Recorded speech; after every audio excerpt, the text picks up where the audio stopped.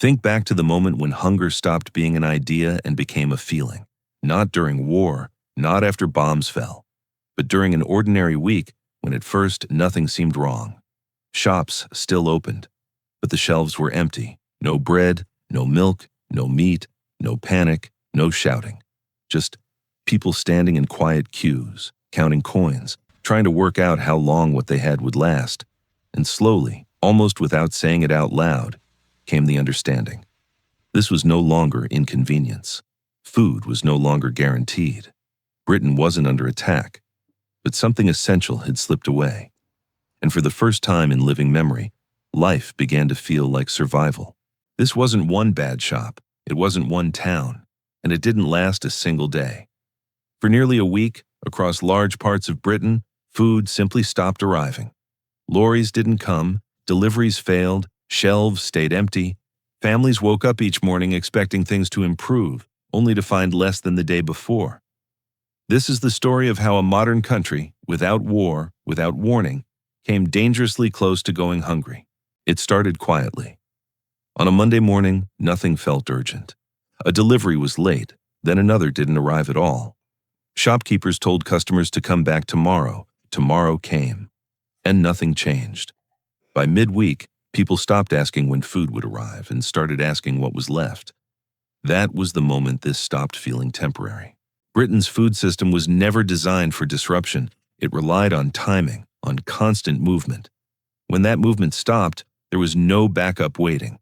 Warehouses filled with food that couldn't be delivered, fresh produce spoiled before it ever reached the shops, milk was poured away, bread never arrived, and with each passing day, the gap between supply and need grew wider. This wasn't shortage yet. It was something more dangerous. At home, life began to shrink. Families stopped thinking in days and started thinking in meals. Cupboards were opened again and again, hoping something had been missed. Breakfast became tea without milk. Lunch was often skipped. Dinner was whatever could be stretched the furthest. Parents quietly ate less so children could eat more. Soup was thinned with water. Leftovers were saved for the next day. Shopping lists became guesses. People queued not for choice, but for possibility. If bread appeared, you took it. If milk arrived, you shared it. Hunger wasn't loud. It didn't announce itself. It simply settled into the routine and stayed. For some people, this wasn't just difficult. It was dangerous. The elderly, living alone, often had no reserves at all. When food didn't arrive, they simply went without. Some were too weak to stand in queues. Others didn't want to ask for help. Neighbors began knocking on doors they'd never knocked on before, checking, sharing, leaving small parcels on the doorstep. Doctors noticed the signs first: weakness, dizziness, exhaustion, not illness but hunger quietly taking hold. And for those already living on the edge, there was no margin left.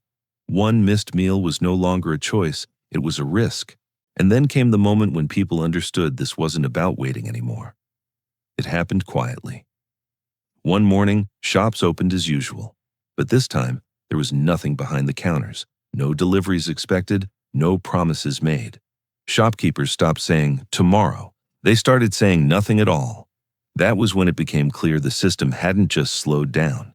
It had stopped. And for the first time, people realized there was no one coming to fix it quickly. What happened next would depend entirely on what people did for each other. When the system failed, people stepped in. Neighbors who had barely spoken began knocking on doors, asking what was needed, sharing what they had. Food moved quietly from kitchen to kitchen, a loaf here, a bottle of milk there. Nothing organized, nothing official, just people making sure no one was left completely alone. Strangers stood together in queues and talked, not about politics, not about blame, about recipes, about children, about how to make things last. In church halls and community rooms, tables were set, not with much but with enough. Because when supplies ran low, something else appeared, a sense that this wasn't being faced alone. Children saw it differently. They noticed the empty shelves, but not the fear. For them, the rules had simply changed.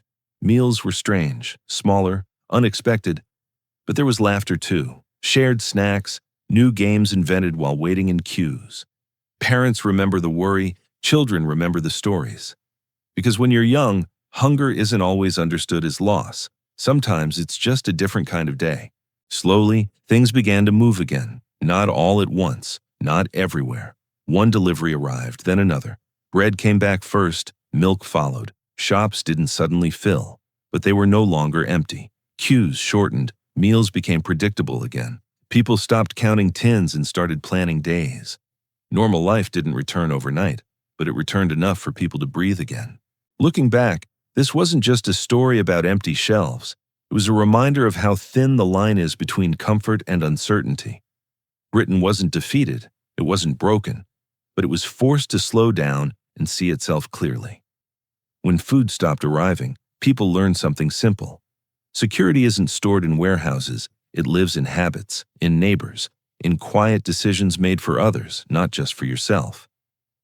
The week passed, supplies returned, but the lesson stayed. Because once you've lived through a moment like that, you never quite look at normal the same way again. If you were there, you'll remember it. The queues, the empty shelves, the quiet worry. And if you weren't, you've probably heard the stories. So tell me this, do you remember a time when normal suddenly disappeared? Share where you were and what stayed with you.